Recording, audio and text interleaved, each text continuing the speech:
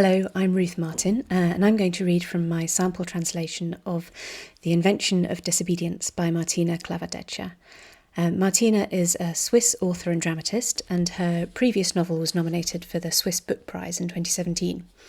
The Invention of Disobedience has three intriguing female protagonists. There's Iris, who seems trapped for some reason in a New York apartment. We may or may not find out why. You'll have to read the full report in New Books in German for all the spoilers. And she tells the story of a woman who she refers to as her half-sister Ling, who works in a Chinese sex doll factory.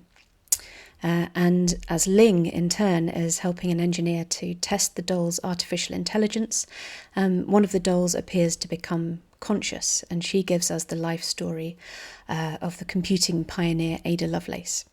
It's all written in this lovely rhythmical poetic prose, which sometimes looks like a poem on the page, as you can see, and which I hope I've managed to reproduce in English.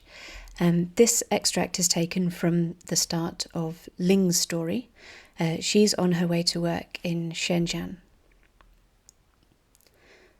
The neon lights blanch against the morning sky, but the clouds remain, refuse to move. The city on the estuary woke early. After all, there's work to do. Not by chance did it grow so large and rich. From fisherman to millionaire in a single generation, as journals all around the world are saying. And the streets now rarely smell of dead chickens, cut flowers and broth, of burning plastic, more rarely still of rubbish, urine, caramelized sugar, and never again of dead fish, lying in the markets on mountains of splintered ice. Those days are gone. Now, billboards broadcast empty three-word slogans like live, work, shop, and the city's countenance shines with cleanliness, or would, if not for the decay that has lorded it over the delta for days. Rain changes the hierarchy. After a while, Ling leaves the walking crowd, and only a few women leave with her. Very few women workers hail from a flat outside the district. The others live cheek by jowl beside the factory, far from the respect and point score Ling enjoys. 3 women peel off with her today. No, wait, it's 4. There is a 4th woman, Ling notes to her surprise as her quick feet leave Fuyong Avenue behind.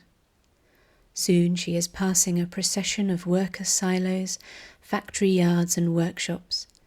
There is no telling their facades apart, so similar the buildings in this part of town. Ling's destination lies behind a metal fence.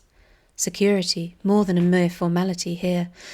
Not much to interest burglars on the factory floors, but now and then bedsheets hang from the fence, abuse or anonymous warnings that management says not to take seriously.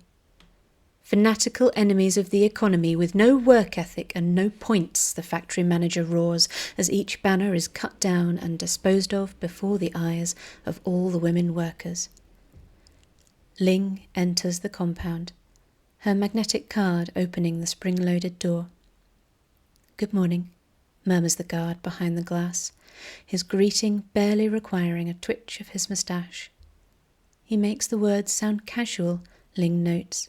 And now she thinks, he only does that with me, and only because 13 days ago I told him his name tag was crooked.